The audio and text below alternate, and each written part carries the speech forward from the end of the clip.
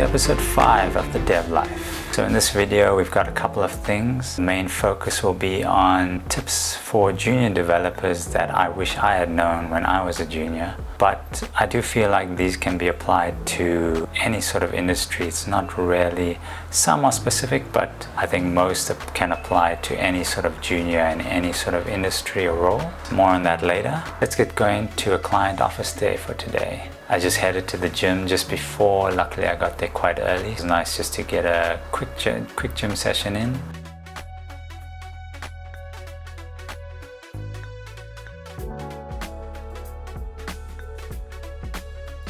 And then head straight right down the road to the office. I usually take the train because it stops right there in Rosebank, and the offices are close to the train station, so it's quite convenient. We got to the office, met up with the team, just having some dev chats just before as we set everything up. It's always good to have these ad hoc chats in person, which is really nice.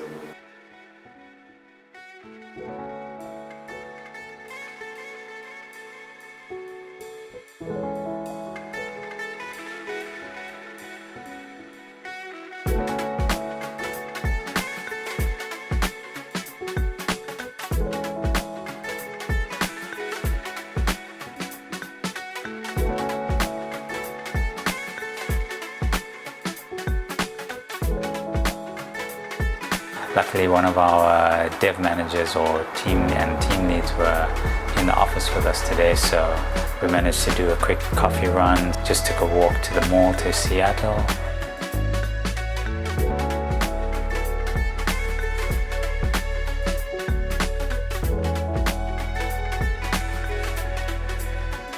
Got something to drink. Nice to get out and just take a walk outside, which is good.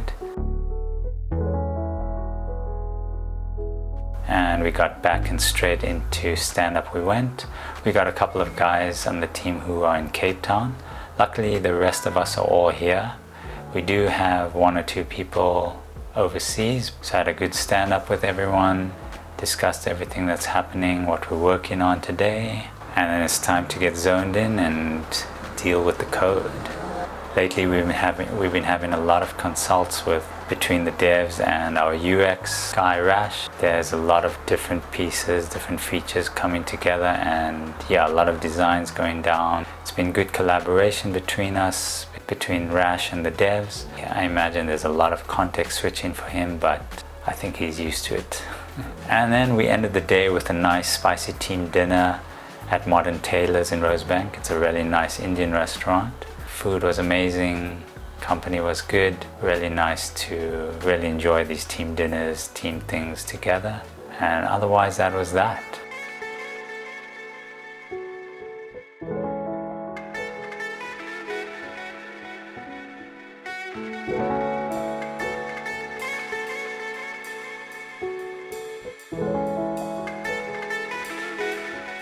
This being episode 5, naturally there's 4 other episodes before this. If you haven't seen them, please do check them out. Whichever topics in them interest you, and you have been watching them, I hope that you have been enjoying them. And I really hope that they provide some sort of value to you, whether you're a junior dev, you're an upcoming developer, or a seasoned dev, or any other role, whether you're in the tech industry or not. I do hope it's useful.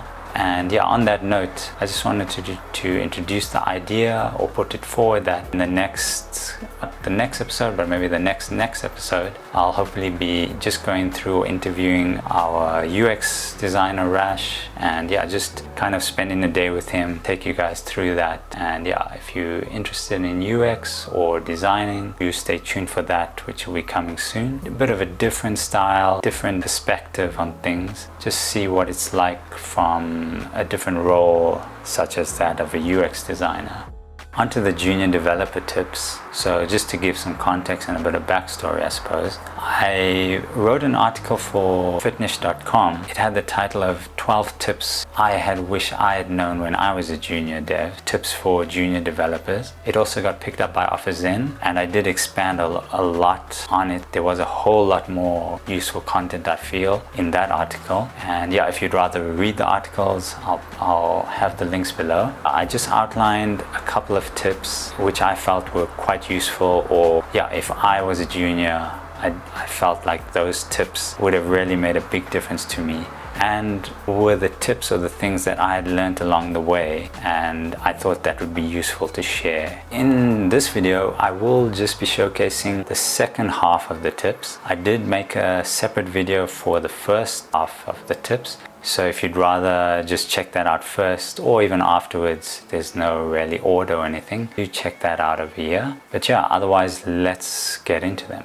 Alright, so like I said, I feel like these tips can kind of be applied not just to tech or software. Some are specific, but some can be used for any sort of domain or industry. As a junior coming up, there's always tips that can be applied across. And also I feel like not just juniors, whether you're a senior, intermediate, whatever the case is, every of these tips can also kind of be applied in the sense that sometimes we get too complacent, or sometimes we need improvement in certain areas. So being aware of these things, whatever your level is, whether you're senior or intermediate or junior, you can be aware of them and then just kind of work on them as well. I think there are things that we can constantly be getting better at. You know, we can progress, we all progress differently, so just to keep up to date and keep progressing in those sort of areas. Let's get into it. So I'll start with number 7. As I said, there is a previous videos of the first 6, but yeah, so here we'll start with 7. So number 7 is getting familiar with design patterns. I guess if you haven't heard of design patterns, definitely go check it out, go look it up. This one is kind of tech specific or software specific, because with code there's a lot of these design patterns which are kind of standards. They let you apply tried and tested solutions to certain scenarios in your code. Also by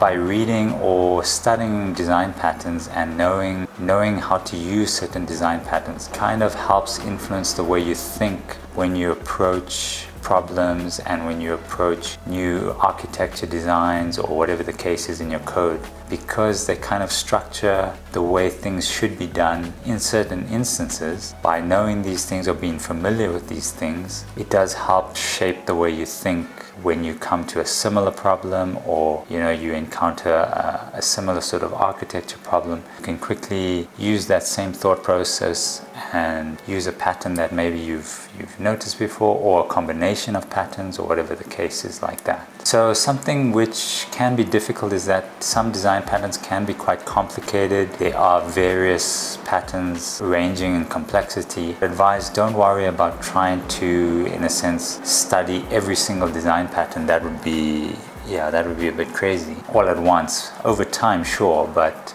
just try to maybe go through a design pattern every couple of weeks, even once or every month or so, something like that, just to keep the thought process there, keep the familiarity there within design patterns itself. Basically, keep yourself familiar with them, and yeah, the consistent reading or consistent awareness of them, I think it goes a long way. And again, this one is definitely one, no matter your level, I think it can definitely help, because sometimes you'll find that there'll be a senior developer and maybe they haven't never used a certain pattern before, or like that. It's always good just to keep exploring different design patterns. Whether you use it or not, I think it still shapes the way you think and the way you solve problems in some sort of way.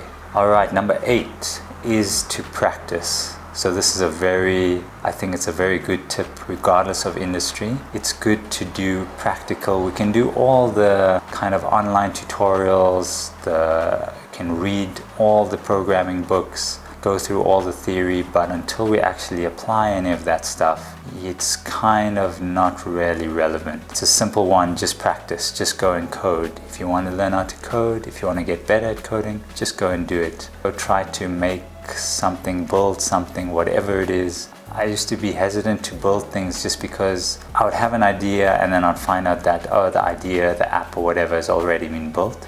I think for these sort of purposes, shouldn't worry about that sort of stuff. Don't worry whether it's built or not, that's irrelevant. You just want to get that experience, that practicality of it. So just go and, if you have an idea, just go and try and build it. Don't worry, don't get caught up in trying to choose the right language for it, or trying to see which is the best language for it. All those things don't really matter. Just pick a language that you may be familiar with, that you like, whatever the case is, and go with your idea and just try to build it out. In doing so, you'll gain experience of what works, what doesn't work. You'll very quickly see whether you're using the right programming language or not. And yeah, it's a great way to learn. You can then pivot to a different language or whatever the case is. Yeah, just go and build it. And again, this can be applied throughout, I think, any sort of domain. If you want to get hands-on experience, you can read all the books, you can read all the theory, but until you actually apply it, I don't think it has the same effect. Okay, so number 9 is kind of broken into a few parts. I think it's a really good point because, yeah, for me, I think it's some of the best pieces of advice that I ever received in my journey or my career. I'll give it a broad sort of title in the sense that it's just learning how to find and approach solutions to certain problems that you may encounter. In essence, it's learning how to solution effectively and efficiently. Let's break it down. So I've got about 4 sub-points, I guess. So 9.1 is to learn how to Google, how to read Stack Overflow. It is kind of an art or kind of a skill in the sense of knowing what to search for, what to look for in the answers, those kind of things. And especially in this day and age of AI, I'll go one step further now and say, learn how to use AI to your advantage. Learn how to use AI to ask it the right things, to give it the right context for whatever problem that you're facing in order to get the most effective and efficient solution that you want. Yes, it's not something you can just go and learn. I mean, there are definitely courses and things that you can do, but practicality of it, by building stuff like we said in the previous point, you will encounter problems, you will have to solve certain things, so undoubtedly have to Google things, use AI to help solve things, and yeah, the more you do it, the better you get, the more you realize what works, what doesn't work. What I found was a good way was just to observe other seniors or just other developers on how they do things, how they approach things. It's very easy just to see how they do it and learn from them. Second sub-point is to pay attention to and become familiar with certain error messages or just general error messages and errors that you encounter. Naturally, when you're creating code, you're writing code, you're running applications, you will get exceptions, you will get errors. When you're still kind of new to the whole process and you encounter a new error, it can be maybe overwhelming or intimidating. Once you've seen that same error message a couple of times, you kind of then know exactly what you should be looking for, how to narrow things down, stuff like that. So, and I guess the more you do it, the more you encounter these sort of things, the easier it gets. Don't be afraid, don't be intimidated by certain error messages. Just follow proper debugging principles and stuff like that, and yeah, you should get to the bottom of it. But again, don't stress too much as well, because it does come with time, it does come with experience. So next point for number 9 is just to get a different perspective. So oftentimes we're faced with a bug or something strange happening in our code that we can't seem to solve, and especially when we've been looking at the same sort of pieces of code for maybe hours, even days on end, and we just can't seem to figure out the problem. It does help to just get a fellow developer just to kind of have some extra eyes on it, even if they just watch you as you debug, as you explain the problem. Sometimes just by you explaining the whole problem and the process that you followed to another dev, another person, you kind of sometimes just solve the problem yourself just by explaining it and going through the whole process. You kind of figure it out, or something pops up that you didn't see before because you had to kind of explain every sort of detail to that person for them to understand and kind of give them good context. And the last sub point is a weird one, but learning how to try everything. Yeah, I realized a lot of times when faced with a problem or usually faced with a bug, you try to debug it, you try to try different things, and you still can't seem to solve it. And then when you get another person or maybe a senior dev to have a look at it, and then they'll ask you, oh, have you tried this or have you tried this? And then you think you've tried everything, but there's still one or two other things that you can still give a try that maybe you haven't thought of, or just based on your experience level you wouldn't have thought to try. you then get to try those things, and then you find that one of those things helps solve the problem. It is a skill in the sense of knowing all these kind of things and these kind of techniques that you can use to try, but again, it does come with experience. They all seem to boil down to really observing how other developers do things, especially other senior developers. If you're in a team with senior devs, I encourage you to spend as much time as you can with them. When they're debugging things, make sure you try to observe how they go about things that they try, because you'll find that at some point you'll kind of come across similar things, and seeing the things they do, you can also use those skills, those techniques to kind of try help solve your problems, which I think is really valuable, and a valuable skill to have and to pass on to your peers or your juniors. Number 10, more of a mental thing. Nobody was a senior overnight. So again, this is kind of industry agnostic in the sense it can be applied wherever, and even just in general in life. You have to realize that it takes time, it takes experience, it takes practice. You can't expect to start off as a grad or as a junior and within a year suddenly be a senior, or within a month or 2 months, whatever the case is. I guess that's with anything with life. You have to put in the work. With experience, with time, it should come naturally. As long as you are actively trying to progress, trying to learn, those kind of things will go a long way, and it'll really be only a matter of time to get to that sort of point. It can be difficult, or you can sort of beat yourself up, especially let's say if you're a junior or grad and you're surrounded by seniors in a team like that, and you can see that you take a little bit longer to grasp things or to get things done than they can, or you have a problem and you're stuck, and then kind of consult with one of them and they manage to solve the problem in half an hour, whereas you had been stuck for hours on end. You can sometimes take that personally and beat yourself up and think like, oh man, I should have done better, I should have been quicker. So it's important to reflect and just understand that where you are in your journey, where they are in their journey. Try not to compare yourself to them. Just focus on your journey, focus on your growth. That will help a lot.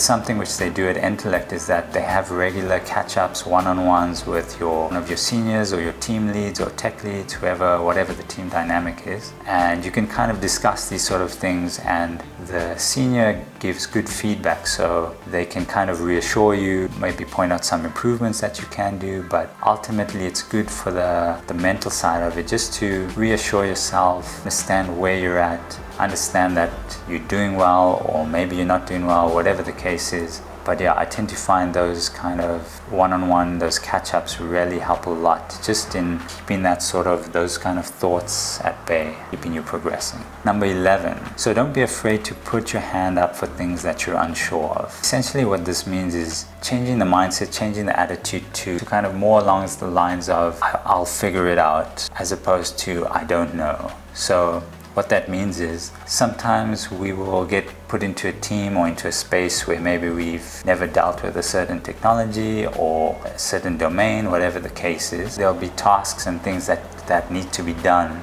that maybe you're not so familiar with, and maybe intimidating. You may be afraid, what if I can't? How will I do it? I don't know. I never had experience with this. I encourage you just to have that attitude of just putting your hand up, saying, yes, I'll take the task on, I'll run with it, and I'll figure it out as I go, or I'll figure it out later on. In doing so, you will find that you really learn a lot. You'll grow in certain spaces that you never thought that you would grow in, or that you would have the opportunity to grow in. It can be daunting, but I encourage you just to take that step in and just kind of do it. It'll really pay off in the long run. In a big company like Entelect, we have a lot of people, so if you are afraid that you won't know how to do something, so many people to reach out to, so many different skill sets, one way or the other, get someone to help you with it, and yeah, you will be able to figure it out.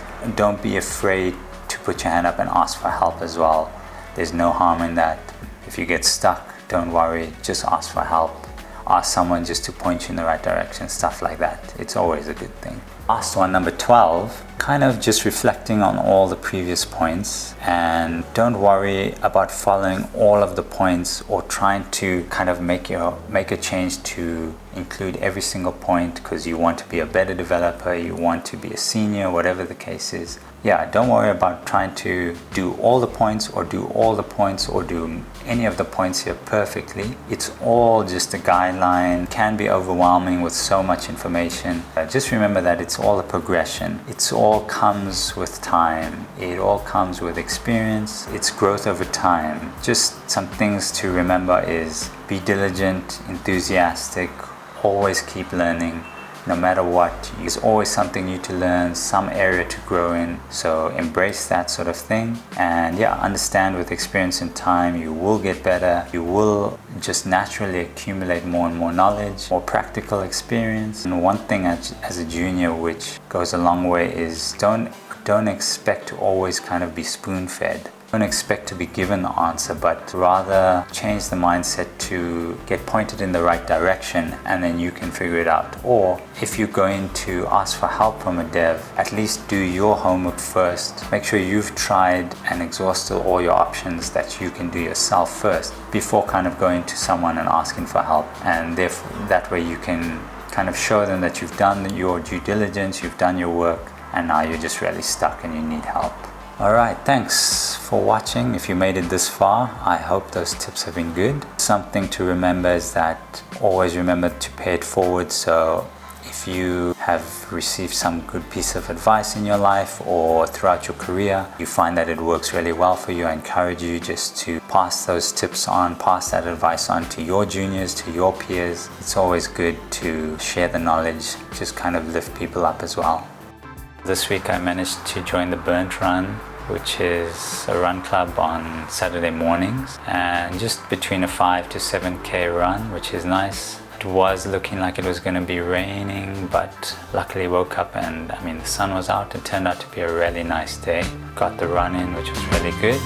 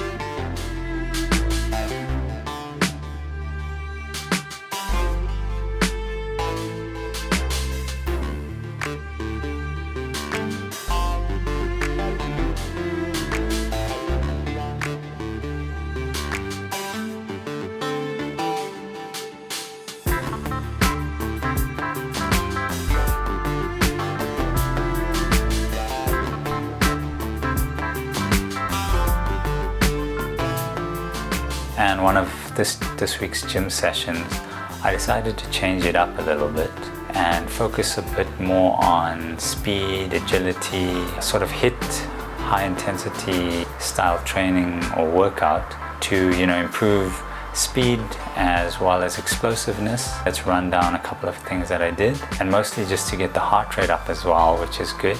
And it's a nice alternative just to, running or just sprints. Started off with some skipping. Skipping I kept throughout the workout, but alternated with skipping and some bag work, some kicks on the bag.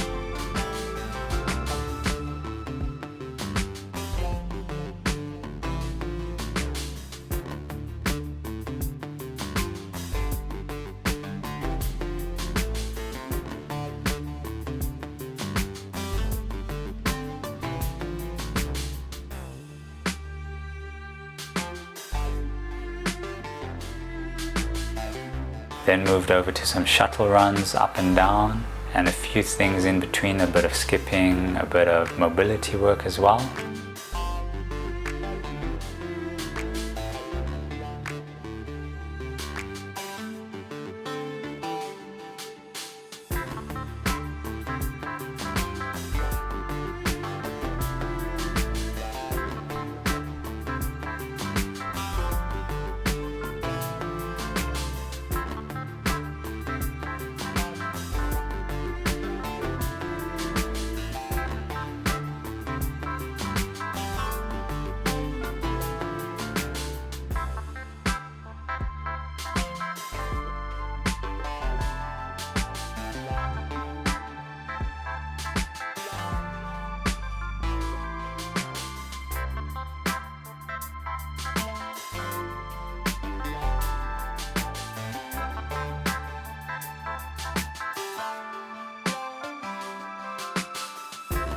And then one other one was the box or side-to-side runs, not sure exactly what they're called, but just in a box format or box shape, kind of sprinting up the ends and then just movement across and then sprinting backwards and then kind of repeating that in the box style fashion. I find those are really good in terms of speed work and helping with, you know, acceleration, deceleration. Definitely helps in sports like soccer, even tennis, paddle, those kind of things. Especially with soccer, it definitely helps with the change of direction, controlling the speed, acceleration, deceleration, as I mentioned. And yeah, by the end of it, did feel good, was kind of done.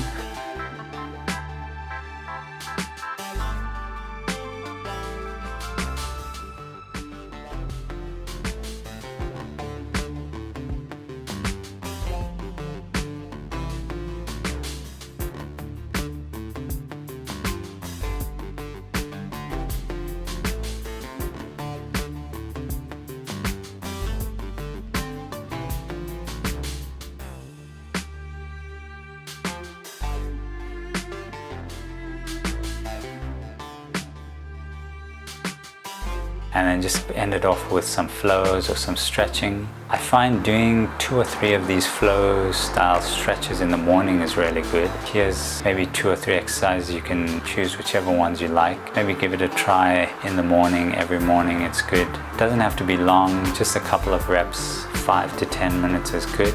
I think it just helps with mobility, helps with loosening up, especially if you wake up quite stiff. I find it tends to really help just loosen everything up before you start your day.